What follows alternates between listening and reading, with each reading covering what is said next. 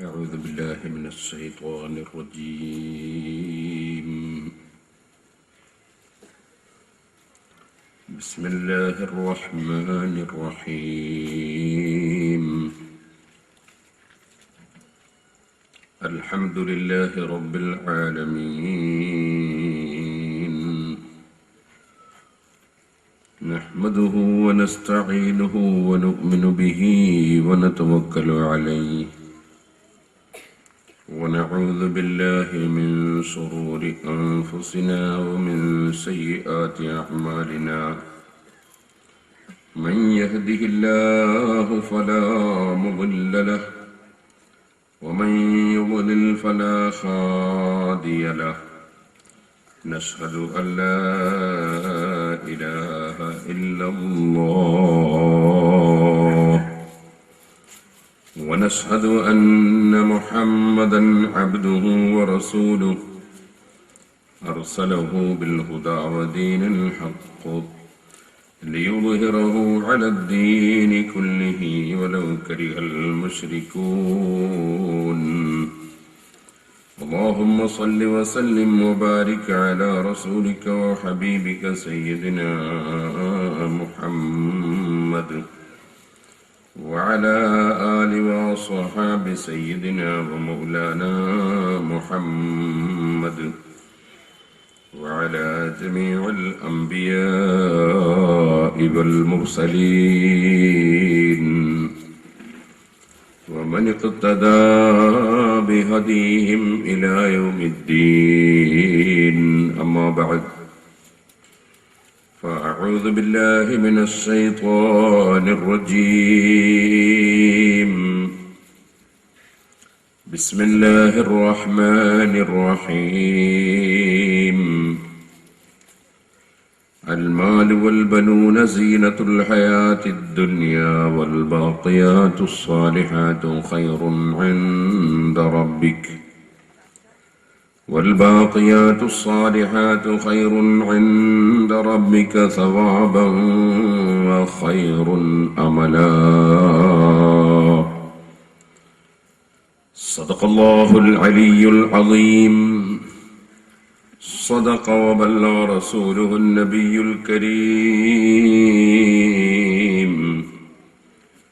ونحن على ذلك من الشاهدين الشاكرين، والحمد لله رب العالمين.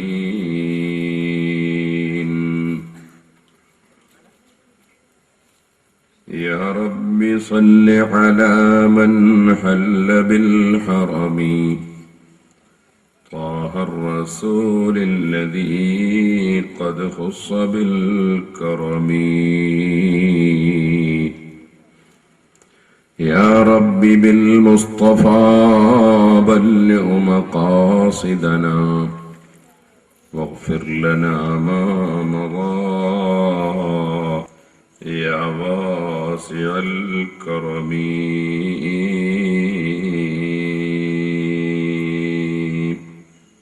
ബഹുമാന്യരെ, അല്ലാഹുവിന്റെ മഹത്തായ അനുഗ്രഹം കൊണ്ട് നല്ലവരായ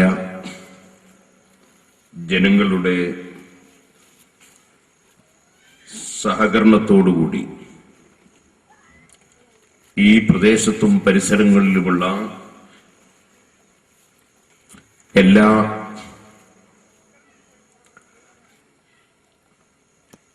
മുഅ്മിനീങ്ങളുടെയും മുഅ്മിനാത്തുകളുടെയും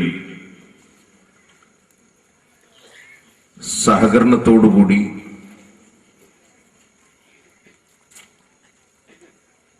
പ്രവർത്തനം ആരംഭിച്ച മഹത്തായ ഒരു സ്ഥാപനത്തിന്റെ പദ്ധതിയോടനുബന്ധിച്ച് നാട്ടിലും പരിസരങ്ങളിലുമുള്ള ജനങ്ങൾക്ക് അല്ലാഹുവിന്റെ ദീനിന്റെ ഇൽമ് സാധാരണക്കാർക്ക് കേൾക്കാൻ വേണ്ടി സംഘടിപ്പിച്ച ഒരു ബറക്കത്തുള്ള പരിപാടിയാണ്. അൽഹംദുലില്ലാഹ്, അല്ലാഹു സുബ്ഹാനഹു വ തആല ആഖിറത്തിൽ ഉപകരിക്കുന്ന അമലായി നമ്മിൽ നിന്നും ഇത് സ്വീകരിക്കുമാറാകട്ടെ എന്ന് ആമുഖമായി ദുആ ചെയ്തു. ഇതുവരെ ഇവിടെ നടന്ന പ്രഭാഷണങ്ങളും ഇവിടെ ഇന്ന് സമാപനമായി നടത്തുന്ന ഈ പരിപാടിയും എല്ലാം അർഹമുർ റഹീമിനായ അല്ലാഹുവിന്റെ കോടതിയിൽ നമുക്കെല്ലാവർക്കും ഉപകാരപ്രദമായ അമലായി അല്ലാഹു കാണിച്ചു തരുമാറാകട്ടെ.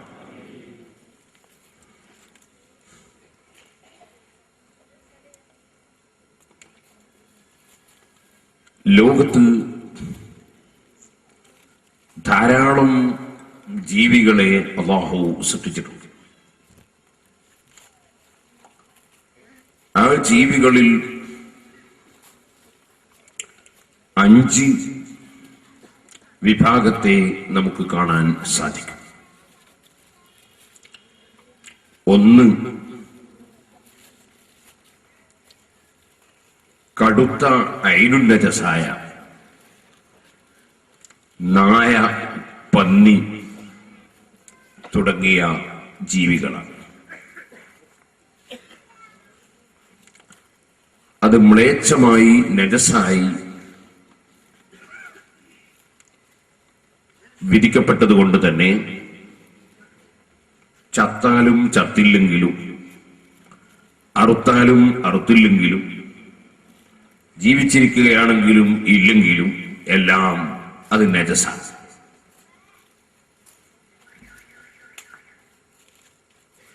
ഒരു നിലക്ക് പറഞ്ഞാൽ ആ നിലക്ക് ചിന്തിക്കുമ്പോൾ താഴുന്ന ജീവിയാണ്. മറ്റൊരു വിഭാഗം ജീവികൾ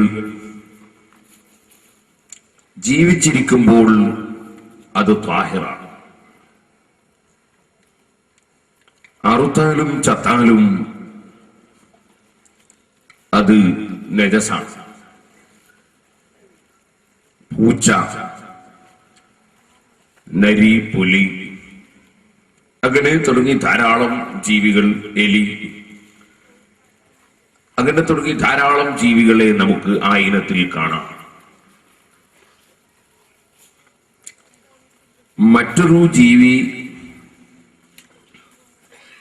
അറുത്താലും അറുത്തില്ലെങ്കിലും ജീവിച്ചിരിക്കുമ്പോഴും മരണത്തിന് ശേഷവും അത് ത്വാഹിറാണ്, ഭക്ഷ്യവസ്തുവാണ്.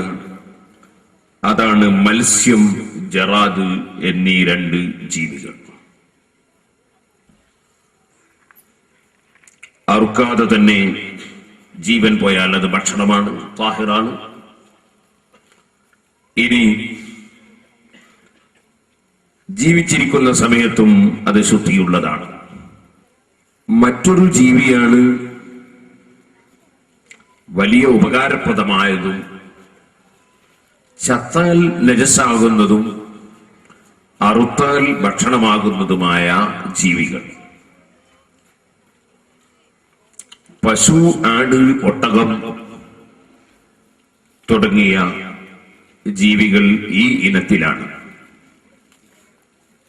രോമവും തോലും എല്ലും മാംസവും പാലും എല്ലാം മനുഷ്യന് ഉപകാരപ്രദമായ വിധത്തിൽ അല്ലാഹു സൃഷ്ടിച്ചിട്ടുള്ള ജീവികളാണ് ഈ പറഞ്ഞ ഇനത്തിൽപ്പെട്ട ജീവികൾ. നമുക്കെല്ലാം അറിയാം, ചത്തുപോയ കാള, പോത്ത് അതൊക്കെ നജസാണ്.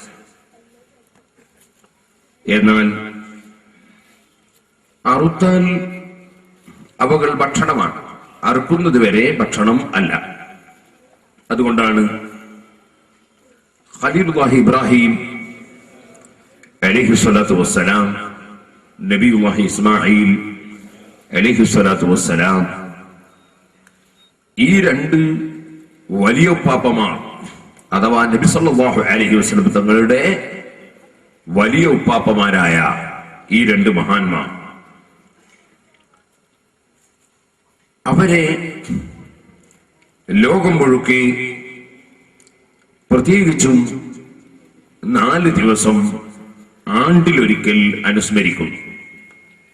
ദുൽഹജ്ജ് 10, 11, 12, 13 തീയതികളിൽ ഈ രണ്ട് മഹാന്മാരെ അനുസ്മരിച്ചുകൊണ്ട് ആണ്ടിലൊരിക്കൽ ഭക്ഷണം വിതരണം ചെയ്യും. ആ ഭക്ഷണമാണ് ഉദ്ഹിയ്യത്തിന്റെ മാംസം. ഭക്ഷണം കൊടുക്കുക എന്നത് ധർമ്മത്തിന്റെ കൂട്ടത്തിൽ ഏറ്റവും പ്രധാനപ്പെട്ട ധർമ്മമാണ്. നബി സല്ലല്ലാഹു അലൈഹി വസല്ലമയുടെ സമീപത്ത് സഅദ് റളിയല്ലാഹു അൻഹു വന്ന് ചോദിച്ചു, നബിയെ, ഇന്ന ഉമ്മി മാതത്, എന്റെ ഉമ്മ മരണപ്പെട്ടു പോയിരിക്കുന്നു. ഫഅയ്യു സദഖതി അഫ്ളലു യാ റസൂലല്ലാഹ്, ഉമ്മയുടെ പേരിൽ ചെയ്യാൻ ഏറ്റവും നല്ല ധർമ്മം ഏതാണ്? ഉമ്മയുടെ പേരിൽ, മരിച്ചുപോയവരുടെ പേരിൽ ധർമ്മം ചെയ്താൽ മരിച്ചവർക്ക് അതിന്റെ പ്രതിഫലം ലഭിക്കും എന്നതിൽ സഅദ് റളിയല്ലാഹു അൻഹുവിന് സംശയം ഇല്ല. അതിന് ഏതാണ് ഏറ്റവും നല്ലത് എന്നാണ് സംശയം. ഖാല അൽ മാ, നബി സല്ലല്ലാഹു അലൈഹി വസല്ലം പറഞ്ഞു, വെള്ളമാണ് നല്ലത്. കാരണം വെള്ളം മനുഷ്യജീവിതത്തിന് ഏറ്റവും ആവശ്യമാണ്. വെള്ളം ധർമ്മം ചെയ്യുക എന്നത് വലിയ പുണ്യമുള്ള വിഷയമാണ്. ഏറ്റവും മനുഷ്യന് ആവശ്യമുള്ളതും അതാണ്, വെള്ളം. വായു കഴിച്ചാൽ മനുഷ്യന് ഏറ്റവും ആവശ്യം വെള്ളമാണ്. ഭക്ഷണം തന്നെ പാകം ചെയ്യാൻ, ഭക്ഷണം ശുചീകരിക്കാൻ, ഭക്ഷ്യവസ്തു കഴുകാൻ, ഭക്ഷ്യവസ്തു കൃഷി ചെയ്യാൻ, ഭക്ഷ്യവസ്തു കഴിക്കുമ്പോൾ അവയവങ്ങൾ വൃത്തിയാക്കാൻ, ഭക്ഷ്യവസ്തു കഴിച്ചതിന് ശേഷം വിസർജനം ചെയ്തതിന് ശേഷം ശരീരം വൃത്തിയാക്കാൻ, ഇങ്ങനെ തുടങ്ങി ഉദു, കുളി തുടങ്ങി എല്ലാ വിഷയത്തിലും മനുഷ്യന് വെള്ളം വേണം. അതുകൊണ്ട് തന്നെ വെള്ളം വലിയൊരു അനുഗ്രഹമാണ്. വെള്ളം ധർമ്മം ചെയ്യുന്നത് വലിയ പുണ്യമാണ്. നബി സല്ലല്ലാഹു അലൈഹി വസല്ലം പറഞ്ഞു, ഖാല അൽ മാ, വെള്ളമാണ് ഏറ്റവും ശ്രേഷ്ഠമുള്ള സദഖ എന്ന് പറഞ്ഞു. നമ്മുടെ നാട്ടിൽ വെള്ളം ധാരാളമായി ലഭിക്കുന്നത് കൊണ്ട് ചിലപ്പോൾ നമുക്കതിന്റെ മഹത്വം വേണ്ടതുപോലെ അറിഞ്ഞുകൊള്ളണം എന്നില്ല. വെള്ളം ലഭ്യമല്ലാത്ത മരുഭൂമികളിലും മറ്റുമാണെങ്കിൽ വെള്ളം ലഭിക്കാതിരിക്കുമ്പോഴാണല്ലോ അതിന്റെ മഹത്വം ശരിക്കും ഒരു മനുഷ്യന് മനസ്സിലാവും. ഏത് കാര്യവും അങ്ങനെ. എല്ലാ ദിവസവും എത്രയോ പ്രാവശ്യം മലമൂത്ര വിസർജനം നടത്തുന്നവരാണ് പ്രസവിച്ച അന്ന് മുതൽക്ക് നമ്മൾ. ഒരു ദിവസം മലമോ മൂത്രമോ ബന്ധാകുമ്പോഴാണ് അല്ലാഹു ചെയ്ത ആ നിഅമത്തിന്റെ വലിപ്പം. മൂത്രം പോകാതിരിക്കുമ്പോഴാണ്, മലം ബന്ധാകുമ്പോഴാണ് മനുഷ്യന് ബോധ്യപ്പെടുക. അല്ലെങ്കിൽ സാധാരണ നിൽക്ക് ചെയ്യുന്ന വിഷയത്തിന്റെ വാല്യൂ മനസ്സിലാവുകയില്ല. ഇരിക്കട്ടെ, വെള്ളം ആണ് ഏറ്റവും നല്ലത് എന്ന് പറഞ്ഞു. വെള്ളത്തെക്കാൾ മനുഷ്യന് ആവശ്യമുള്ളതാണ് വായു. പക്ഷേ അത് ധർമ്മം ചെയ്യുന്നതിനെ സംബന്ധിച്ച് എവിടെയും പറഞ്ഞിട്ടില്ല. കാരണം അത് ധർമ്മം ചെയ്യേണ്ടതില്ല. വായു ഏത് മനുഷ്യനും എവിടെയും ഫ്രീ ആയിട്ട് ലഭിക്കുന്ന ഒരു സാധനമാണ്. അതുകൊണ്ടാണ് ജലസേചന വകുപ്പ് മന്ത്രിയുണ്ട്, ഭക്ഷ്യവകുപ്പ് മന്ത്രിയുണ്ട്, വായു വകുപ്പ് മന്ത്രിയില്ല. അതിന് മന്ത്രിയെയും കാത്തിരുന്നാൽ പറ്റിയില്ല. മന്ത്രി ഫയലപ്പെടുന്നതുവരെ ശ്വസിക്കാതിരുന്നാൽ പിന്നെ മനുഷ്യൻ ബാക്കിയുണ്ടാവില്ല. അതുകൊണ്ട് തന്നെ വായു എവിടെയും ഫ്രീ ആയി അല്ലാഹു തആല കൊടുത്തിരിക്കുകയാണ്. അത് ധർമ്മം ചെയ്യേണ്ട ആവശ്യമില്ല. അതേസമയം വെള്ളം, വായു കഴിഞ്ഞാൽ ഏറ്റവും അനിവാര്യമാണ് വെള്ളം. നബി സല്ലല്ലാഹു അലൈഹി വസല്ലം വെള്ളമാണ് ഏറ്റവും ബഹുമാനമുള്ള സദഖ എന്ന് പറഞ്ഞപ്പോൾ ഫഹഫറ ബിറൻ, സഅദ് റളിയല്ലാഹു അൻഹു ഒരു കിണർ കുഴിച്ചു. ثم قال, കിണർ കുഴിച്ചതിന് ശേഷം പറഞ്ഞു, ഈ കിണറിൽ ഉമ്മ സഅദിന്റെ ഉമ്മാക്കുള്ളതാണ്. ഉമ്മ മരണപ്പെട്ടു പോയിരിക്കുന്നു, ഇത് സഅദ് റളിയല്ലാഹു അൻഹുവിന്റെ ഉമ്മാക്കാണ് എന്ന് പറഞ്ഞു. മരിച്ചുപോയ ഉമ്മാക്ക് എന്തിനാണ് കിണർ? മരിച്ചുപോയ ഉമ്മ കിണറിന്ന് വെള്ളം കുടിക്കൂലല്ലോ. അപ്പോൾ ആ പറഞ്ഞതിന്റെ അർത്ഥം, നമ്മുടെ സാധാരണ സ്ത്രീകൾ ചിലപ്പോൾ പറയും, ഈ പോത്ത് ബദരീകൾക്കാണ് എന്നൊക്കെ പറഞ്ഞു. ബദരീകൾ വന്ന് പോത്തിന് അർത്ഥം തിന്നു. അപ്പൊ അതിന്റെ അർത്ഥം ബദരീങ്ങളുടെ പേരിൽ ധർമ്മമാണ് എന്നാണ്. ഇത് തന്നെയാണ് സഹാബിയായ സഅദ് റളിയല്ലാഹു അൻഹു പറഞ്ഞത്, ഈ കിണർ സഅദിന്റെ ഉമ്മാക്കാണ്, നല്ല ഉമ്മാന്റെ പേരിൽ ധർമ്മമാണ്. ഇപ്പൊ വെള്ളം ഏറ്റവും മുന്തിയ സദഖയാണെങ്കിൽ ആ സദഖ സ്ഥിരമായി നിൽക്കുന്ന സദഖ. നബി സല്ലല്ലാഹു അലൈഹി വസല്ലം പറഞ്ഞല്ലോ, മനുഷ്യൻ മരിച്ചു പോയാലും നിലനിൽക്കുന്ന ധർമ്മം സദഖത്തുൻ ജാരിയ. ആ ജാരിയായ സദഖയായി എന്നും വെള്ളം ലഭിക്കാനുള്ള വകുപ്പാണ് കിണർ കുടിച്ചുകൊണ്ട് ബഹുമാനപ്പെട്ട സഅദ് റളിയല്ലാഹു അൻഹു ചെയ്തിട്ടുള്ളത്.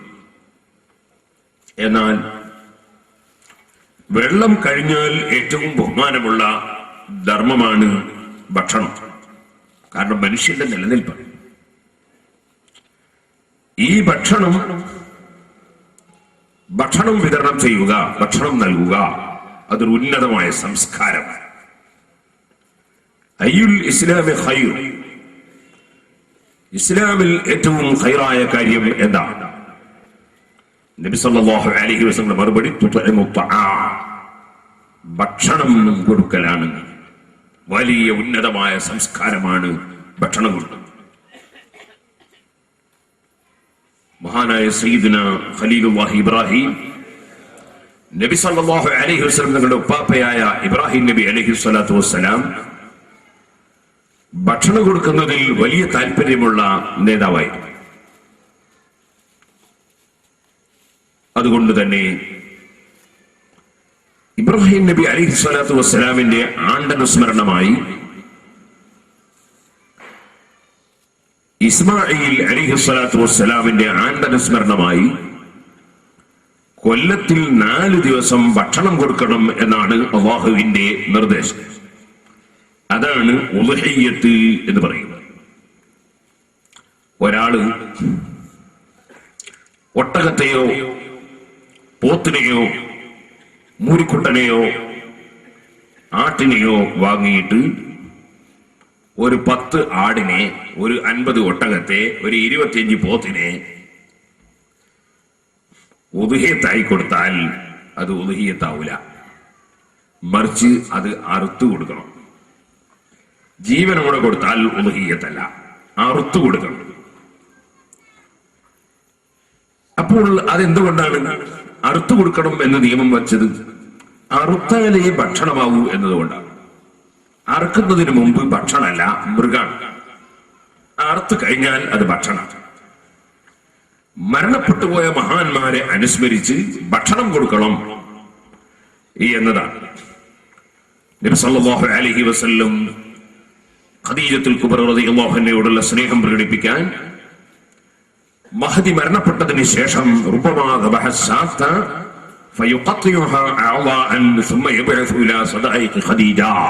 ഇമാം ബുഖാരി റിപ്പോർട്ട് ചെയ്ത ഹദീസിൽ കാണാം, ആട്ടിനെ അറുത്ത് മാംസം കഷ്ണമാക്കി നുറുക്കി നബി സല്ലല്ലാഹു അലൈഹി വസല്ലം ഖദീജ ബീവിയെ സ്നേഹിക്കുന്ന ആളുകളുടെ പേരിൽ വിതരണം ചെയ്യാറുണ്ടായിരുന്നു.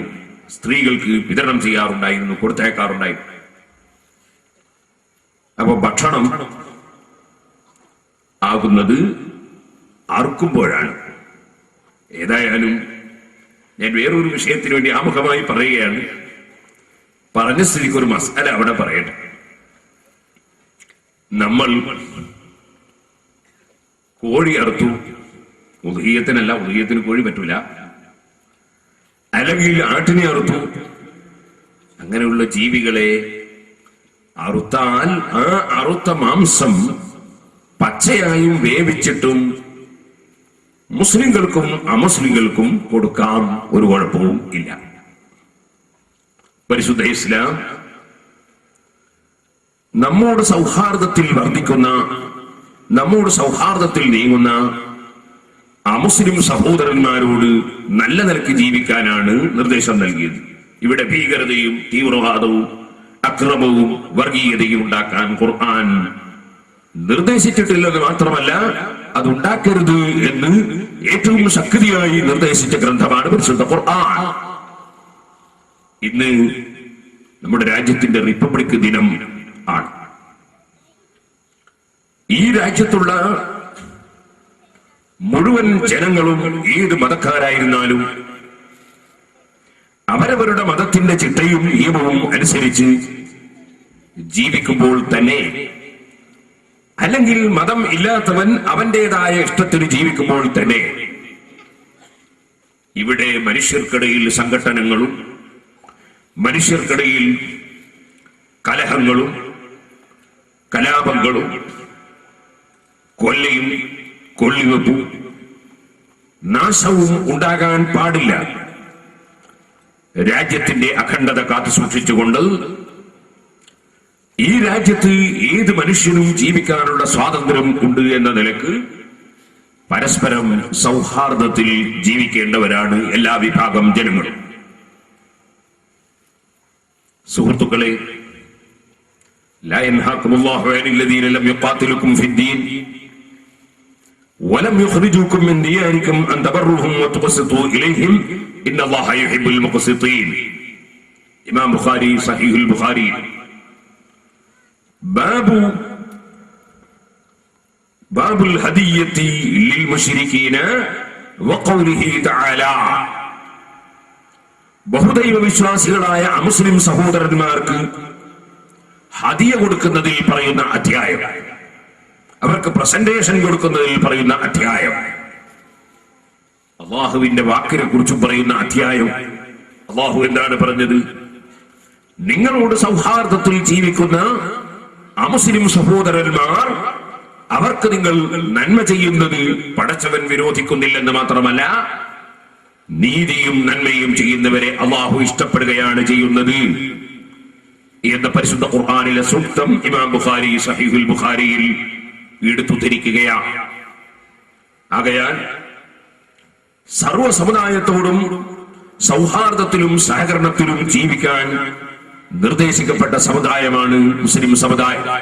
അതുകൊണ്ട് തന്നെ മുസ്ലിം ചെറുപ്പക്കാർ ഒരിക്കലും ഭീകരവാദികളും തീവ്രവാദികളും വർഗീയവാദികളും ആകാൻ പാടില്ലെന്ന് ഞാൻ സാന്ദർഭികമായി എന്റെ സമുദായത്തിലെ, ഞാൻ പ്രിയം വെക്കുന്ന ഈ എന്റെ സമുദായത്തിലെ ചെറുപ്പക്കാരോട് ഞാൻ ഉപദേശിക്കുകയാണ്.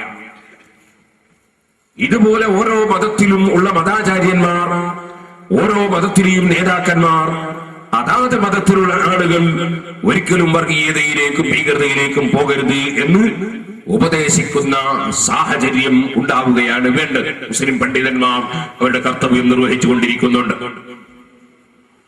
ഇരിക്കട്ടെ,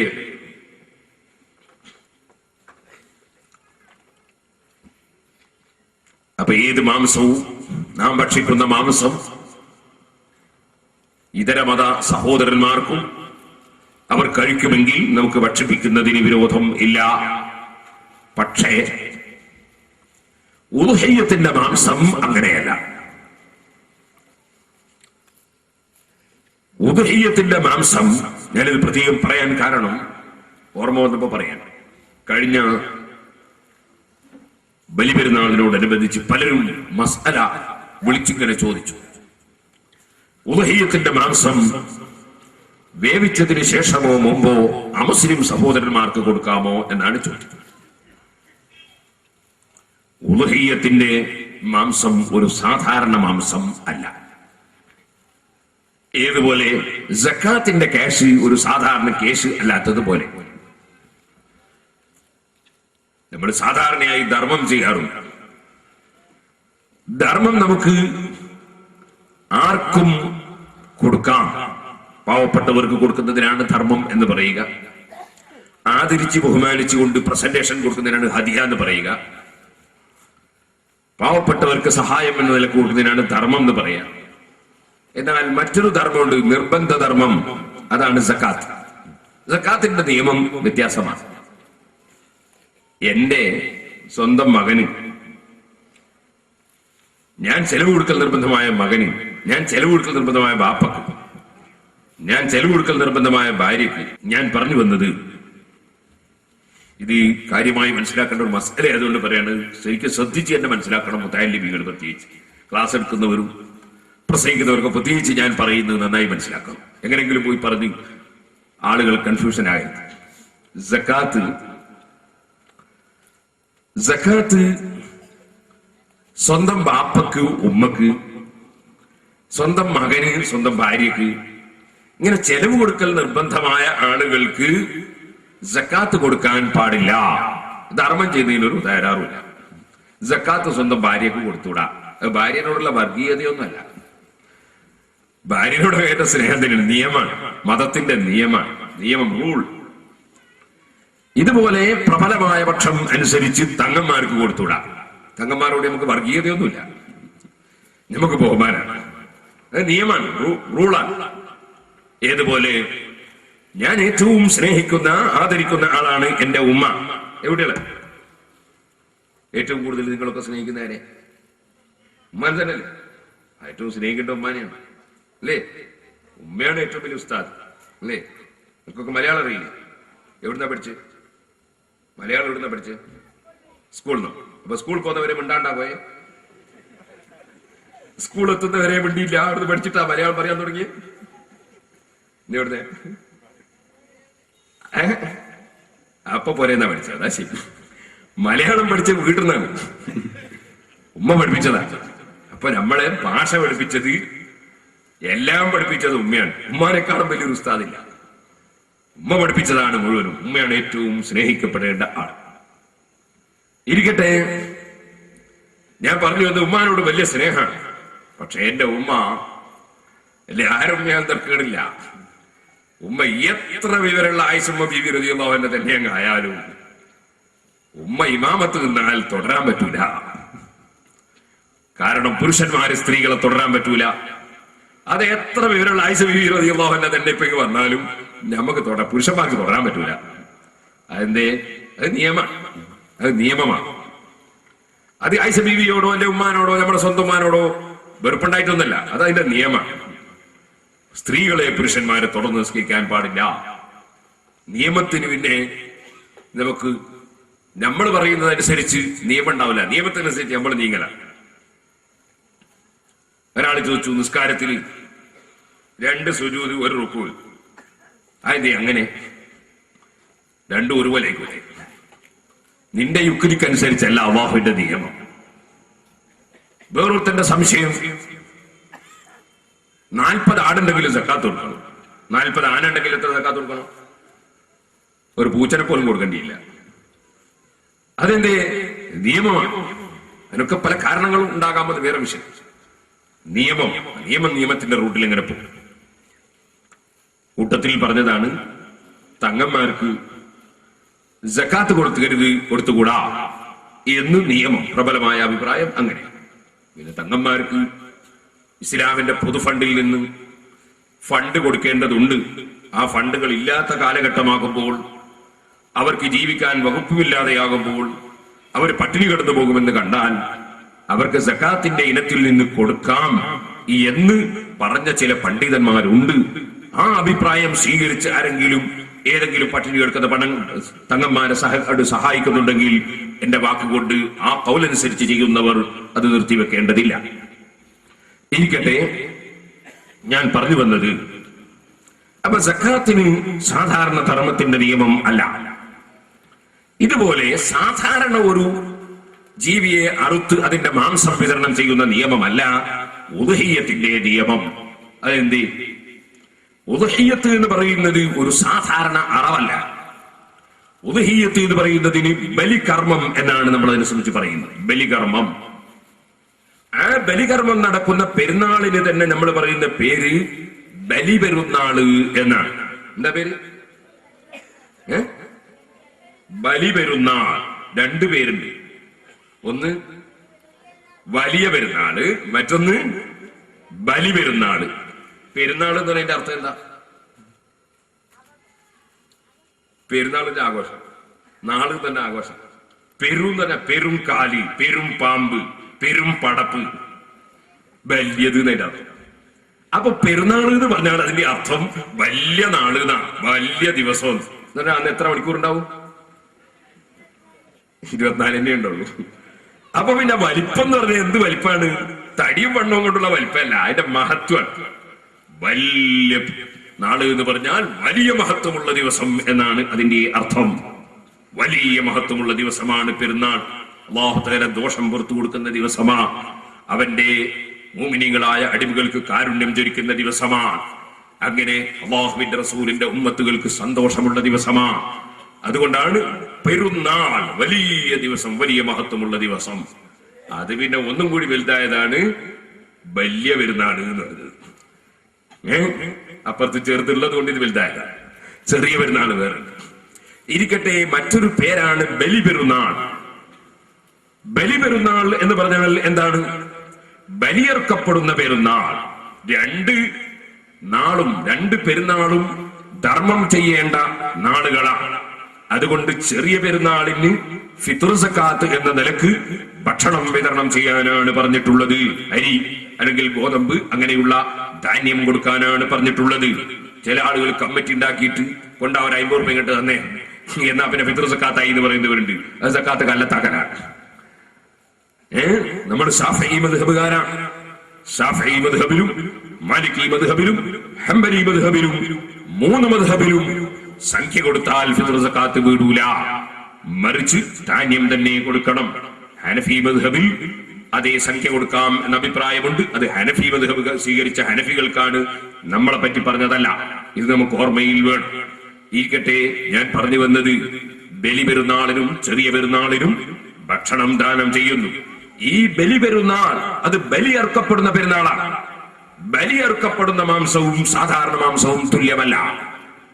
ഏതുപോലെ ഒരു ഹൈന്ദവ സഹോദരൻ, ആ ഹൈന്ദവ സഹോദരൻ അദ്ദേഹത്തിന്റെ മതത്തിന്റെ നിയമം എന്ന നിലക്ക്, അല്ലെങ്കിൽ അദ്ദേഹത്തിന്റെ ആചാരം എന്ന നിലക്ക് അദ്ദേഹം ശബരിമലയിലേക്ക് മാലയിട്ട് പോകാൻ തീരുമാനിച്ചാൽ, ആ മാലയിട്ട സമയത്ത് മുസ്ലിങ്ങളുടെ വീട്ടിൽ നിന്ന്, മുസ്ലിങ്ങളുടെ കടയിൽ നിന്ന് അവൻ ചിലപ്പോൾ ഭക്ഷണം കഴിക്കുകയില്ല. അത് അവന്റെ മതത്തിന്റെ ആചാരമാണ്. അത് കണ്ടിട്ട് ശബരിമലയിലേക്ക് പോകുന്നതോടുകൂടി അമുസ്ലിം സഹോദരന്മാർ വർഗീയവാദികളായി നമ്മളെ വീട്ടിൽ നിന്ന് ഭക്ഷണം കഴിക്കുന്നില്ല എന്ന് ഒരൊറ്റ മുസ്ലിമും പറയാൻ പാടില്ല. അത് അവരുടെ മതത്തിന്റെ ആചാരമാണ്. അല്ലാത്ത സമയത്ത് അവർ നമ്മളെ വീട്ടിൽ നിന്ന് ഭക്ഷണം കഴിക്കാറുണ്ട്, നമ്മളെ കടയിൽ നിന്ന് കഴിക്കാറുണ്ട്. ഇത് അവരുടെ മതത്തിന്റെ ഒരു പ്രത്യേകമായ ആചാരമാണ്. എങ്കിൽ സഹോദരന്മാര്, നിങ്ങൾ മനസ്സിലാക്കണം, ഒരു അമുസ്ലിം സഹോദരൻ ഹലാലായ നിലക്ക് നമുക്ക് മാംസം തന്നാൽ മുഅ്മിനീങ്ങൾ അറുത്താലേ ഹലാലാകുള്ളൂ. അങ്ങനെ മുഅ്മിനീങ്ങൾ അറുത്ത മാംസം നമ്മെ സൽക്കരിച്ചാൽ, അമുസ്ലിം സഹോദരൻ സൽക്കരിച്ചാൽ, നമുക്കത് തിന്നുന്നതിന് യാതൊരു വിരോധവും ഇല്ല. നമുക്ക് അവരുടെ സൽക്കാരം സ്വീകരിക്കുന്നതിന് വിരോധം ഇല്ല. മഹാനായ നബി സല്ലല്ലാഹു അലൈഹി വസല്ലം അമുസ്ലിം സഹോദരന്മാരെ സൽക്കാരം സ്വീകരിച്ചിട്ടുണ്ട് എന്ന് ഹദീസിന്റെ ഗ്രന്ഥങ്ങളിൽ കാണാം. ഇരിക്കട്ടെ, ഇപ്പോൾ ഞാൻ അതിലേക്ക് കടന്ന് സംസാരിക്കുന്നില്ല. നബി സല്ലല്ലാഹു അലൈഹി വസല്ലമ തങ്ങൾ നമുക്ക് പഠിപ്പിച്ചു തന്ന മതത്തിൽ അമുസ്ലിം സഹോദരന്മാർ ഹലാലായ ഭക്ഷണം നമുക്ക് തന്നാൽ കഴിക്കുന്നതിന് യാതൊരു കുഴപ്പവും ഇല്ല.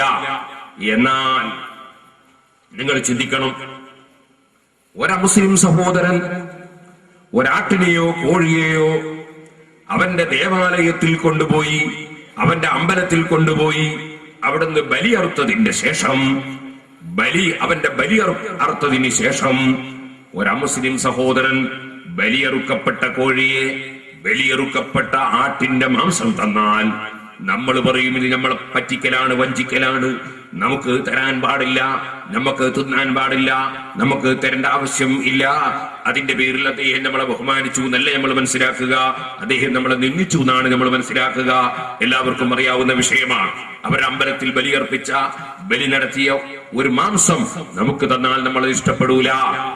എങ്കിൽ മുസ്ലിമീങ്ങളെ, നമ്മളെ ഉദഹീയത്തിന്റെ മാംസം അത് സാധാരണ മാംസം അല്ല, അത് ബലികർമ്മം നടത്തിയ മാംസമാണ്. നമ്മുടെ മതത്തിൽ കൽപ്പിക്കപ്പെട്ട പ്രത്യേകമായ ബലികർമ്മം എന്ന കർമ്മം നടത്തിയ മാംസമാണ് ഉദ്ഹിയ്യത്തിന്റെ മാംസം.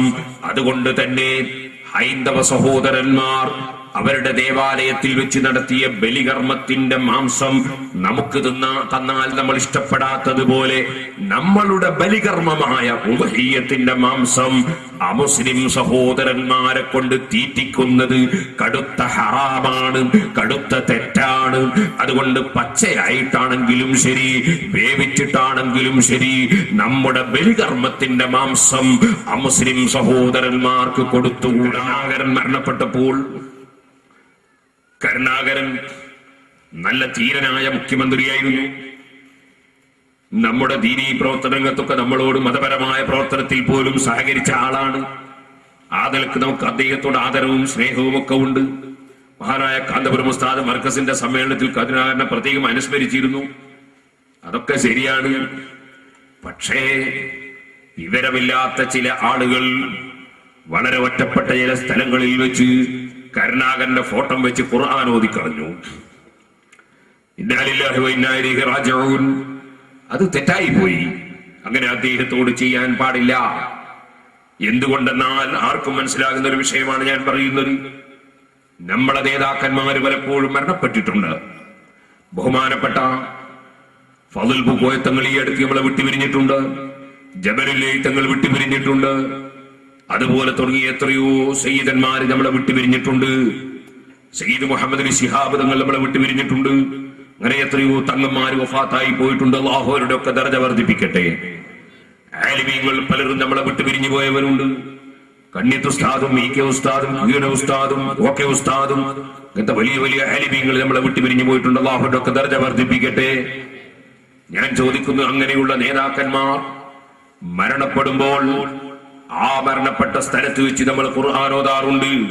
ലോക മുസ്ലിമീങ്ങൾ മുഴുവനും ഖുർആൻ ഓതാറുണ്ട്. എന്നാൽ നമ്മൾ ഖുർആൻ ഓതുമ്പോ ഒരു ഹൈന്ദവൻ, ഒരു ഹിന്ദു മതക്കാരൻ അവിടെ കൊണ്ടുവന്ന് രാമായണം വായിച്ചാൽ, അവിടെ കൊണ്ടുവന്ന് ബൈബിള് വായിച്ചാൽ, ഒരു ക്രിസ്ത്യാനി ബൈബിള് വായിച്ചാൽ, അല്ലെങ്കിൽ അത് അവരുടെ ഖബറിന്റെ സമീപത്ത് കൊണ്ടുവന്നിട്ട് ഭഗവത്ഗീത വായിച്ചാൽ നമ്മൾ പറയും ഈ മഹാനെ നിസ്സാരപ്പെടുത്തിയതാണ്, നമ്മുടെ സമുദായത്തോട് തെറ്റ് ചെയ്തതാണ്, ഈ മഹാനായ തങ്ങളെ, ഈ മഹാനായ പണ്ഡിതനെ നിന്ദിച്ചതാണ് എന്നല്ലേ നമ്മൾ മനസ്സിലാക്കുക. എങ്കിൽ നിങ്ങൾ മനസ്സിലാക്കണം, ഇതുപോലെ ഒരിക്കലും തന്നെ പരിശുദ്ധ ഖുർആൻ പാരായണം ചെയ്യുകയോ ചെയ്യിക്കുകയോ ചെയ്യാത്ത ഒരു അമുസ്ലിം സഹോദരനായ നേതാവ് മരണപ്പെടുമ്പോൾ അദ്ദേഹത്തിന്റെ പേരിൽ വല്ലവരും ഖുർആൻ ഓതിയാൽ ആ മരിച്ച നേതാവിനെ നിന്ദിക്കലാണ്, ആ മരിച്ച നേതാവിനോട് അനീതി ചെയ്യലാണ്, അദ്ദേഹത്തെ നിസ്സാരപ്പെടുത്തലാണ്. എന്നതിന് പുറമെ പരിശുദ്ധ ഖുർആനിനെയും നിസ്സാരപ്പെടുത്തലാണ്. അതുകൊണ്ട് തന്നെ അത്തരത്തിലുള്ള വിവരക്കേടുകളൊന്നും ആരും ഒരിക്കലും ചെയ്തേക്കരുതെന്ന് സാന്ദർഭികമായി മുസ്ലിം സമുദായത്തോട് ഞാൻ ഉണർത്തുകയാണ്. ഓ മുഅ്മിനീങ്ങളെ, പറഞ്ഞ വിഷയത്തിലേക്ക് തന്നെ പോകാം. പറഞ്ഞതെന്തായിരുന്നു? ഉദ്ഹിയ്യത്തിന് വേണ്ടി അറുക്കുന്ന ജീവികൾ, അല്ലെങ്കിൽ അറുക്കപ്പെടുന്ന ജീവികൾ, ആ ജീവികൾ അറുക്കപ്പെടുന്നതോടുകൂടി അത് ഭക്ഷ്യവസ്തുവാകുന്നു, അത് ഭക്ഷണമായി തീരുന്നു. അങ്ങനെ അറുത്താൽ ഭക്ഷണമാകുന്ന, ചത്താൽ നജസാകുന്ന ധാരാളം ജീവികൾ ഈ ഭൂമിലോകത്ത് ഉണ്ട്. ഇപ്പൊ എത്രയായി ജീവി? ഒന്ന് മുഗല്ലദായ നജസായ നായ, അതേ പന്നി, ഒരിക്കലും വൃത്തിയാകാത്ത ജീവി. മറ്റൊന്ന് പൂച്ചയെ പോലെ ചത്താൽ നജസാണ്, ജീവിച്ചിരിക്കുമ്പോൾ താഹിറാണ്. അങ്ങനെയുള്ള ജീവി രണ്ട്. മൂന്നാമതായി ഞാൻ പറഞ്ഞു, ജീവിച്ചിരിക്കുന്ന സമയത്തും ചത്തതിന്റെ ശേഷവും താഹിറാണ്, ചത്താൽ ഭക്ഷണമാണ്, അറുക്കേണ്ടതില്ല.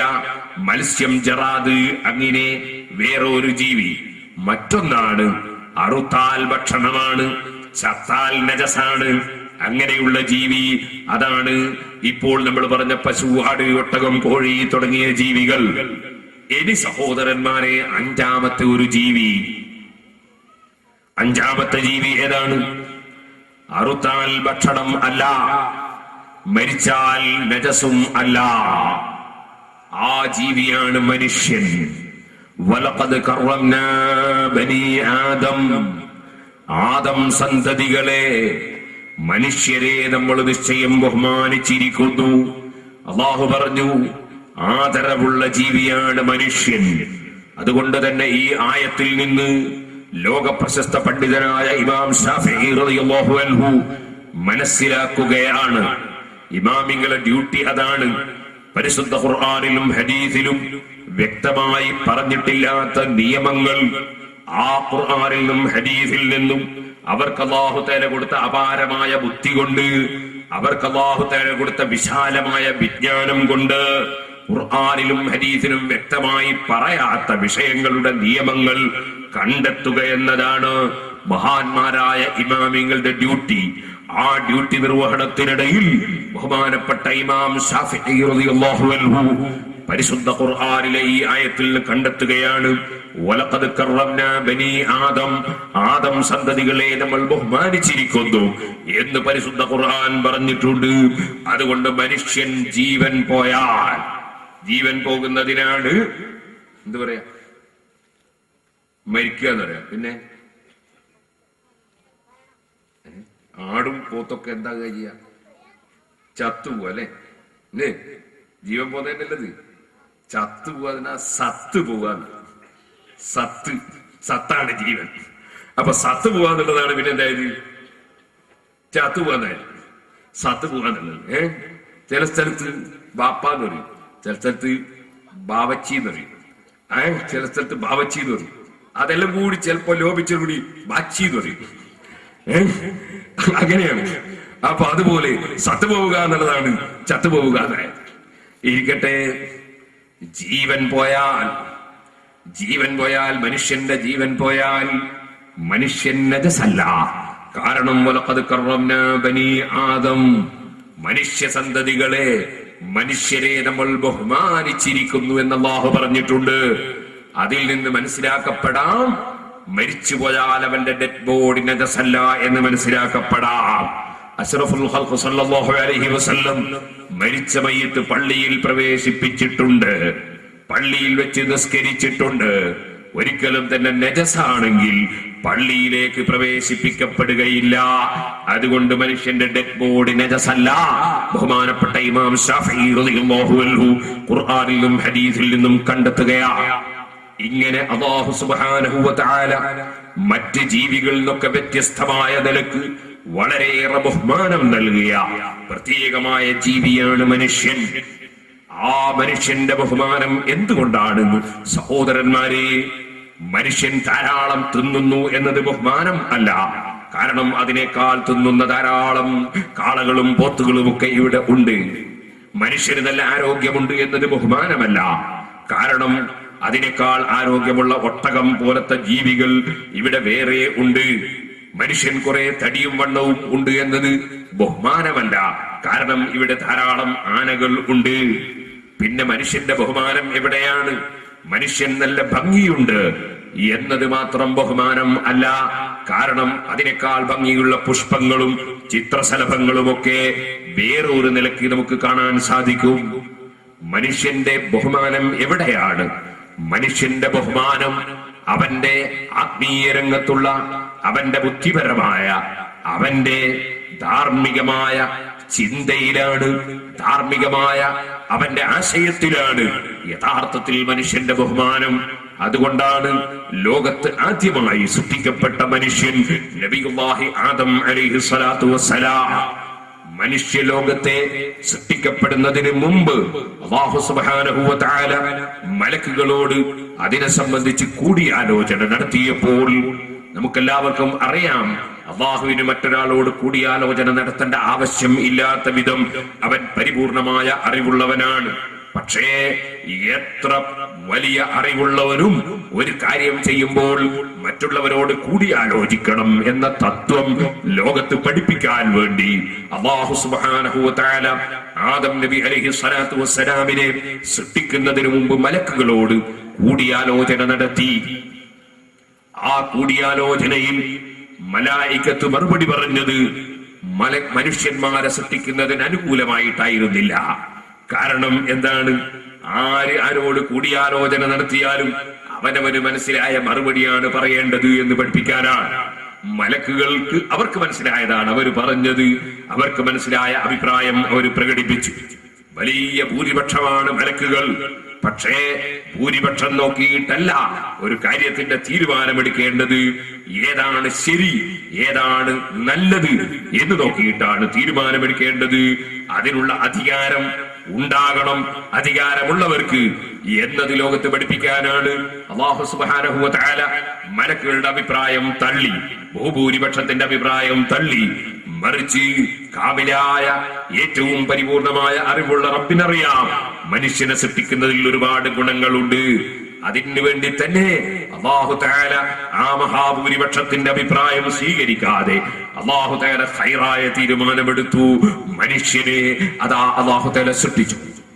ആ മനുഷ്യനെ സൃഷ്ടിച്ചതിന് ശേഷം മലക്കുകളടക്കമുള്ള മുഴുവൻ സൃഷ്ടികൾക്കും മനുഷ്യന്റെ ബഹുമാനം എന്താണ് എന്നത് പഠിപ്പിക്കാൻ വേണ്ടി അല്ലാഹു തആല ചെയ്തത് അലൈഹി സ്വലാത്തു വസ്സലാമിന് അല്ലാഹു തആല അറിവ് കൊടുത്തു. എന്ത് കൊടുത്തു?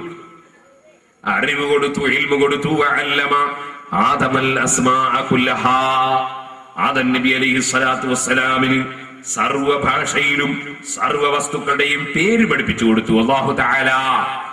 കുറേ വസ്തുവിന്റെ പേരറിയുന്നത് കൊണ്ട് ഒരാൾ വലിയ ആലിമാവും. അങ്ങനെയാണ് നമ്മുടെ കുഞ്ഞിരാമൻ വൈദ്യര് വലിയ ആലിമല്ലേ? എത്ര മരുന്നിന്റെ പേരറിയാൻ. ഓ സഹോദരന്മാരെ, ആദം നബി അലൈഹി സ്വലാത്തു വസ്സലാമിന് വെറും പേര് മാത്രമല്ല, ആ വസ്തുക്കളുടെ ഉപകാരവും പഠിപ്പിച്ചു കൊടുത്തു. അത് സർവ ഭാഷയിലും പഠിപ്പിച്ചു കൊടുത്തു. ആ പഠിപ്പിക്കുന്നതോടുകൂടി തന്നെ ഈ ഭൗതികമായ അറിവ് ആത്മീയമായ അറിവിലേക്ക് കൊണ്ടുപോകാനുള്ള പ്രത്യേകമായ കഴിവും ആദം നബി അലൈഹി സ്വലാത്തു വസ്സലാമിന് അല്ലാഹു കൊടുത്തു, ഫഹ്മ് കൊടുത്തു. അതുകൊണ്ട് തന്നെ ഈ വസ്തുക്കളെ മുഴുവനും സൃഷ്ടിച്ച് സംവിധാനിച്ച് സംരക്ഷിച്ചു വരുന്ന റബ്ബ് സുബ്ഹാനല്ലാഹ്, ഈ ഇലക്ക് എന്തെല്ലാം പവറാണ്, ഈ തോലിന് എന്തെല്ലാം പവറാണ്. ലോകത്തുള്ള ഓരോ സൃഷ്ടികളെ പറ്റിയും നിങ്ങൾ ആലോചിച്ചു നോക്കൂ. ഒരു സസ്യത്തിന്റെ ഇല, ആ ഇല ഉപയോഗിക്കുമ്പോൾ മനുഷ്യന് ദഹിക്കാത്തത് വയറ്റിൽ നിന്ന് ദഹിക്കുന്നു. വേറൊരു തോല്, ആ തോല് അതാ അതുകൊണ്ട് അവൻ ഉപയോഗിച്ച് അത് കഷായം വെച്ച് കുടിക്കുമ്പോൾ അവന്റെ രോഗം മാറിപ്പോകുന്നു. വേറൊരു രോമം, ആ രോമം കൊണ്ട് മറ്റൊരു ചികിത്സ നടക്കുന്നു. അങ്ങനെ ഓരോ വസ്തുവിലും ഓരോ ഉപകാരങ്ങൾ എന്തിനധികം പറയണം. നിങ്ങൾ ഈ അടുത്ത് പത്രത്തിൽ വായിച്ചില്ലേ? 20 കോടി ഉറുപ്പികയുടെ പാമ്പിന്റെ വിഷം പോലീസുകാർ പിടിച്ചെടുത്തു. പാമ്പിന്റെ വിഷം 20 കോടി ഉറുപ്പിന്റെ പാമ്പിന്റെ വിഷം എന്ന് പറഞ്ഞാൽ അത് വലിയ കുളത്തിൽ നിറയൊന്നുമില്ല, ആകെ കുറഞ്ഞ അളവ്. അതിന് 20 കോടിയുടെ മേലെ വില. പാമ്പിന്റെ വിഷത്തിന് ഇത്ര വലിയ ബഹുമാനമുണ്ട് എന്ന് എപ്പോഴാ മനസ്സിലാകുന്നത്? ഞാൻ പറഞ്ഞു വന്നത്, അല്ലാഹു സുബ്ഹാനഹു വ തആല സൃഷ്ടിച്ച ഓരോ വസ്തുവിന്റെയും ഉപകാരങ്ങളും അതവന് സൃഷ്ടിച്ച രൂപങ്ങളും അതിന്റെ വിഷയങ്ങളും ആ വിഷയങ്ങളെ കുറിച്ച് മനുഷ്യൻ ചിന്തിക്കുമ്പോൾ ഇതെല്ലാം സൃഷ്ടിച്ച് പോറ്റി വളർത്തുന്ന നാഥൻ അവനെന്തൊരു കഴിവുള്ളവനാണ്, അവനെന്തൊരു അധികാരമുള്ളവനാണ്, അവൻ എത്ര വലിയ മഹാനാണ്, അവൻ എത്ര വലിയ മേൽക്കോയ്മയുള്ളവനാണ്. ആ റബ്ബ് സുബ്ഹാനഹു വ തആലയുടെ മഹത്വത്തിലേക്ക് സൃഷ്ടികളെ സംബന്ധിച്ചുള്ള അറിവ്, സൃഷ്ടികളെ സംബന്ധിച്ചുള്ള ചിന്ത മനുഷ്യന്റെ മനസ്സിനെ വലിച്ചെടുക്കുന്നു. നിങ്ങൾ ആലോചിച്ചു നോക്കൂ. ഇപ്പോൾ 600 കോടിയോളം മനുഷ്യർ ഈ ലോകത്തുണ്ട്. എന്നാൽ എത്രയോ അതിലധികം കോടി ജനങ്ങൾ ഈ ലോകത്ത് വെച്ച് മരിച്ചു പോയിട്ടുണ്ട്. ഇനി അതിനേക്കാൾ എത്രയോ കൂടുതൽ ജനങ്ങൾ വരാനുണ്ട്, അല്ലേ? പക്ഷേ ലോകത്ത് ഇന്ന് വരെ കഴിഞ്ഞു പോയ ഒരു മനുഷ്യന്റെയും ഇപ്പോൾ ജീവിച്ചിരിക്കുന്ന ഒരു മനുഷ്യന്റെയും ഇനി വരാനിരിക്കുന്ന ഒരൊറ്റ മനുഷ്യന്റെയും തള്ളവിരൽ, ആ തള്ളവിരൽ പോലെ വേറെ ഒരാൾക്കും തുല്യമായി ഇല്ല. അതുകൊണ്ടാണ് 150 കോടി ഉറുപ്പികയുടെ ഒരു ബിൽഡിംഗ് അതേ ഇവിടെയുള്ള ഒരാൾ രജിസ്റ്റർ ചെയ്ത് വാങ്ങുമ്പോ അപ്പുറത്ത് 10,000 കോടിയുടെ ഒരു വലിയ സ്വത്ത് കൈമാറുമ്പോ കൈവിരലടയാളമാണ്, കയ്യൊപ്പാണ് വെപ്പിക്കുന്നത്. എന്താണ് ഇതിന്റെ അർത്ഥം? ലോകത്തൊരൊറ്റ മനുഷ്യന്റെ കൈവിരൽ പോലെ, ലോകത്തൊരൊറ്റ മനുഷ്യന്റെ കയ്യൊപ്പ് പോലെ, ലോകത്തൊരൊറ്റ മനുഷ്യന്റെ വിരലിന്റെ വര പോലെ വേറെ ഒരൊറ്റ മനുഷ്യന്റെ അടയാളവുമില്ല, വിരലിന്റെ വരയുമില്ല.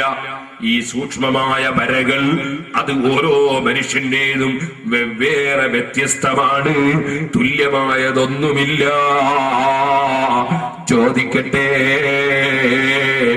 ഈ കോടിക്കണക്കിന് ജനങ്ങളെ ലോകത്ത് കണ്ടിട്ട് ഒരൊറ്റ മനുഷ്യന്റെ വിരലടയാളം മറ്റൊരു മനുഷ്യനെ പോലെ ഇല്ലെന്ന് വരുമ്പോൾ, ഇത്രയും വ്യത്യസ്തമായ നിലക്ക് മനുഷ്യനെ സൃഷ്ടിച്ച നാഥനായ റബ്ബ്, അവന്റെ കഴിവ് അപാരമല്ലേ? അതെ, അവന്റെ അധികാരം അതിശക്തമല്ലേ? ഓ സഹോദരന്മാരെ, നിങ്ങൾ ആലോചിച്ചു നോക്കൂ. ഒരു മനുഷ്യൻ അവന്റെ ബാപ്പയും ഉമ്മയും തമ്മിൽ ലൈംഗികമായി ബന്ധപ്പെടുന്ന സമയത്ത്, അതേ അണ്ടവും ബീജവും തമ്മിൽ സങ്കലനം നടത്തി ഒരു കുട്ടിക്ക് ജന്മം നൽകപ്പെടുമ്പോൾ, അതേ മനുഷ്യന്റെ നഗ്നദൃഷ്ടി കൊണ്ട്, കണ്ണുകൊണ്ട് നേരിൽ കാണാൻ കഴിയാത്ത അത്രയും ചെറിയ ഒരംശം, അത് ഒരു തുള്ളി ഇന്ദ്രിയത്തിൽ നിന്നുള്ള എത്രയോ ലക്ഷക്കണക്കിനുള്ള അംശത്തിൽ ഒരു ചെറിയ അംശം, ആ ചെറിയ അംശമാണ് പിന്നീട് മനുഷ്യൻ അതേ മാതാവിന്റെ വയറ്റിൽ കുട്ടിയായി വളരുന്നത്. അതെത്ര ചെറിയ അംശമാണ്, കണ്ണുകൊണ്ട് നോക്കിയാൽ കാണാൻ കഴിയാത്ത അത്രയും ചെറിയ അംശം. ആ ചെറിയ അംശത്തിലുണ്ടായതാണ് സന്താനമെങ്കിൽ നിങ്ങളൊന്ന് ആലോചിക്കൂ. ബാപ്പ, ആ ബാപ്പക്കൊരു പരിപാടി പതിവുണ്ട്. എന്താണത്? മകരമാസം വരുമ്പോ, തണുപ്പുള്ള സമയം വരുമ്പോ ബാപ്പന്റെ കാലിന്റെ മടമ്പ് പൊട്ടല് പതിവുണ്ട്. മകനും കുറച്ച് വലുതായപ്പോ മൂപ്പര മടമ്പും അതാ പൊട്ടാൻ തുടങ്ങി. ബാപ്പക്കതാ, ബാപ്പയുടെ ജീവിതത്തിൽ ബാപ്പക്ക് ഷുഗറിന്റെ രോഗമുണ്ട്. കുറെ കാലം കഴിയുമ്പോ മകനും അതാ ഷുഗറിന്റെ രോഗം വന്നു. സുബ്ഹാനല്ലാഹ്, ബാപ്പക്ക് അലർജിയുടെ അസുഖം, അല്ലെങ്കിൽ ഉമ്മാക്ക് അലർജിയുടെ അസുഖം, അതാ മകനും അത് അവകാശമായി കിട്ടി. സുബ്ഹാനല്ലാഹ്, കുടുംബത്തിൽ ഏതോ ഒരു മനുഷ്യന് മാനസിക രോഗമുണ്ട്. ഇപ്പോൾ ഒരു ഡോക്ടറെ സമീപിച്ചപ്പോ ചോദിക്കുന്നു, കുടുംബത്തിൽ ആർക്കെങ്കിലും ഈ രോഗമുണ്ടോ?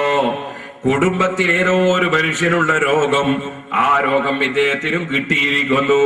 സുബ്ഹാനല്ലാഹ്, ബാപ്പ നടക്കും പോലെ തന്നെയുള്ള നടത്തം, ഉമ്മാന്റെ ഇരുത്തം പോലത്തെ ഇരുത്തം, ബാപ്പാന്റെ ശബ്ദം പോലത്തെ ശബ്ദം, അല്ലെങ്കിൽ അമ്മാമന്റെ ശബ്ദം പോലത്തെ ശബ്ദം, അല്ലെങ്കിൽ അമ്മാമന്റെ ബോഡി പോലത്തെ ബോഡി. സുബ്ഹാനല്ലാഹ്, എവിടെന്നാണ് ഇതൊക്കെ വന്നത്? ഇതൊക്കെ വന്നത് ഈ ജന്മത്തിന് വേണ്ടി അല്ലാഹു തആല അതാ ഉപയോഗപ്പെടുത്തി അവൻ സൃഷ്ടിച്ച സൃഷ്ടിപ്പിൽ ഒരു ചെറിയ അംശം, വളരെ ചെറിയ ഒരംശം, കണ്ണുകൊണ്ട് നോക്കിയാൽ തന്നെ കാണാൻ പറ്റാത്ത അംശം. ആ അംശത്തിൽ ബാപ്പന്റെ ശബ്ദം വരെ, അല്ലെങ്കിൽ ഉമ്മാന്റെ ശൈലി വരെ, അല്ലെങ്കിൽ അമ്മാവന്റെ തടി വരെ, അല്ലെങ്കിൽ ഉപ്പാന്റെ കുടുംബത്തിലുള്ള മാനസിക രോഗം വരെ, അങ്ങനെ ഓരോന്നും ഈ ചെറിയ അംശത്തിൽ ഉൾപ്പെടുത്തിയിട്ട് അതാ അവകാശമായി മക്കൾക്ക് ലഭിക്കുന്നത് നിങ്ങൾ കാണുന്നില്ലേ? ചോദിക്കട്ടെ, അല്ലാഹുവിന്റെ സൃഷ്ടിപ്പ് അതിശയോക്തിയുള്ളതല്ലേ? അത്ഭുതകരമല്ലേ? അവന്റെ അധികാരം വളരെ വിശാലമല്ലേ? ആ അധികാരസ്ഥനായ റബ്ബിലേക്ക് മനുഷ്യന്റെ മനസ്സ് നീങ്ങുന്ന അറിവ് ഏതാണോ, ആ റബ്ബിലേക്ക് മനുഷ്യനെ ക്ഷണിക്കുന്ന ഇൽമ് ഏതാണോ, ആ റബ്ബിലേക്ക് മനുഷ്യന്റെ മനസ്സ് നീങ്ങുന്ന വിവരം ഏതാണോ, അതല്ലേ സുഹൃത്തുക്കളെ ശരിയായ അറിവ്, അതല്ലേ ശരിയായ വിജ്ഞാനം. ആ വിജ്ഞാനമല്ലേ ഇന്നമാ യഖ്ശല്ലാഹ മിൻ ഇബാദിഹിൽ ഉലമാ.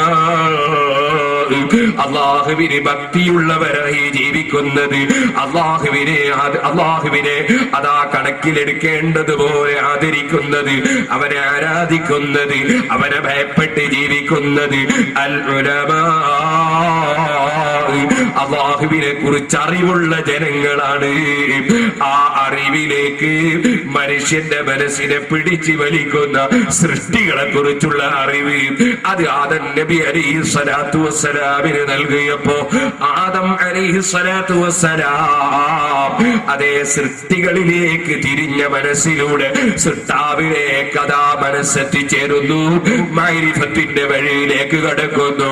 ആ മഅരിഫത്തിന്റെ വഴിയിലേക്ക് കടന്നപ്പോൾ ആദം നബി അലൈഹിസ്സലാത്തു വസ്സലാം ഏറ്റവും ആദരിക്കപ്പെടേണ്ട മനുഷ്യനായി മലക്കുകൾക്ക് വരെ അല്ലാഹ് തെളിയിച്ചു കൊടുക്കുന്നു. അതാണ് വഅല്ലമ ആദമൽ അസ്മാ കുല്ലഹാ. ആദം നബി അലൈഹിസ്സലാത്തു വസ്സലാമിന് സർവ വസ്തുക്കളുടെയും പേരും ഉപകാരവും സർവ ഭാഷയിലും അല്ലാഹു പഠിപ്പിച്ചു കൊടുത്തു. അങ്ങനെ ഇൽമു കൊണ്ടാണ് മനുഷ്യന്റെ ബഹുമാനം. അതാദ്യം തന്നെ തെളിയിക്കുകയാണ് അല്ലാഹ്.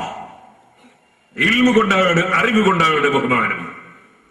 എന്നാൽ സുഹൃത്തുക്കളെ, അറിവുള്ളവരെ ആദരിക്കണം, അറിവുള്ളവരെ ബഹുമാനിക്കണം, അറിവുള്ളവരെ ഇകഴ്ത്താൻ പാടില്ല, അറിവുള്ളവരെ നിസ്സാരപ്പെടുത്താൻ പാടില്ല. പക്ഷേ അറിവ് എന്ന് പറയുന്നത് മനുഷ്യന്റെ ജീവിതത്തെ സംസ്കരിക്കുന്ന പ്രക്രിയയാകണം അറിവ്. പടച്ച റബ്ബിനേക്ക് മനസ്സ് തിരിഞ്ഞ് ആ റബ്ബ് ഇഷ്ടപ്പെടുന്നതേ ഞാൻ ചെയ്യൂ, ആ റബ്ബ് വെറുക്കുന്നത് ഞാൻ കൈയൊഴിക്കും. ആ നിലയ്ക്ക് റബ്ബിന്റെ അടിമത്വം പ്രകടിപ്പിച്ചുകൊണ്ട് റബ്ബിന്റെ തൃപ്തി മാത്രം ലക്ഷ്യം വെച്ച് റബ്ബിന് വേണ്ടി എന്തും സമർപ്പിക്കാൻ തയ്യാറാണെന്ന നിലക്ക് റബ്ബിലേക്ക് മനസ്സ് തിരിഞ്ഞുകൊണ്ട് ജീവിക്കുന്ന ഒരു മനുഷ്യൻ, അവനാണ് യഥാർത്ഥ ആലിമ് കേട്ടോ, അവനാണ് യഥാർത്ഥത്തിൽ വിവരമുള്ളവൻ കേട്ടോ. അല്ലാത്തവന്റെ വിവരം കൊണ്ടെന്താ കാര്യം? ഒരു മനുഷ്യൻ നന്നായി ഡ്രൈവിംഗ് പഠിച്ചു, കാർ ഓടിക്കാൻ അറിയാം, ലോറി ഓടിക്കാൻ അറിയാം, ട്രെയിൻ ഓടിക്കാൻ അറിയാം, പ്ലെയിന് പറപ്പിക്കാൻ പൈലറ്റായും പഠിച്ചു, എല്ലാം പഠിച്ച മനുഷ്യൻ. പക്ഷേ അവൻ കാറിൽ ഇരിക്കുന്നു, സർവ ലൈസൻസുകളും സർവ ബിരുദവും അവനുണ്ട്, എല്ലാ പേപ്പറും അവന്റെ കയ്യിലുണ്ട്. എന്നിട്ടോ അതാ ടാക്സി ഡ്രൈവറാണ്, അവന് ടാക്സി ഡ്രൈവർ ധരിക്കേണ്ട ഡ്രസ്സുമുണ്ട്. എന്നിട്ടോ അവൻ കാറിന്റെ സീറ്റിലിരുന്നു. പക്ഷേ ഒരു കാര്യമാണ്, അദ്ദേഹം സീറ്റിൽ ഇങ്ങനെ ഇരുന്നിട്ട് പ്രസംഗിക്കാണ്, ഞാൻ വലിയ ഡ്രൈവറാണ് കേട്ടോ, ഹെവി ലൈസൻസ് ഉണ്ട് കേട്ടോ, ഞാൻ പൈലറ്റുമാണ് കേട്ടോ, ഞാൻ വണ്ടി ഓടിക്കും കേട്ടോ, ഞാൻ ട്രെയിനും ഓടിക്കും കേട്ടോ, ഇതിങ്ങനെ പ്രസംഗിക്കാണ്. അതേ സമയത്ത് അദ്ദേഹം ചാവി കൊടുക്കുന്നില്ല, ആക്സിലേറ്ററിന് കാല് കൊടുക്കുന്നില്ല, അദ്ദേഹം വണ്ടി ഓടിക്കുന്നില്ല. എനിക്ക് ഓടിക്കാൻ അറിയുമെന്ന സർട്ടിഫിക്കറ്റിന്റെയും ലൈസൻസിന്റെയും ബഹുമാനം പറയുകയാണ് അവൻ. ചോദിക്കട്ടെ, ഇവൻ ഡ്രൈവിംഗ് പഠിച്ചിട്ട് കാര്യമുണ്ടോ? ഇവനെ കൊണ്ട് 1 കിലോമീറ്റർ എങ്കിലും അതാ ഈ വണ്ടിയിൽ യാത്ര ചെയ്യേണ്ട മനുഷ്യനെ അങ്ങോട്ട് എത്തിക്കാൻ കഴിയോ? കഴിയില്ലല്ലോ. മറിച്ച് ആ മനുഷ്യനോടുകൂടെ സഞ്ചരിക്കുന്ന മനുഷ്യൻ ഉദ്ദേശിച്ച സ്ഥാനത്തെത്തണമെങ്കിൽ ഈ ഡ്രൈവർ വണ്ടി ഓടിക്കണം. ഇതുപോലെ സുഹൃത്തുക്കളെ, പണ്ഡിതന്മാർ അവർ ഇൽമ് പഠിച്ചാൽ പോരാ, പഠിച്ച ഇൽമനുസരിച്ച് ജീവിക്കണം. ആ പഠിച്ച ഇൽമനുസരിച്ച് സമുദായത്തെ നയിക്കണം, സമുദായത്തിന് നേതൃത്വം നൽകണം, സമുദായത്തെ സംസ്കരിക്കണം.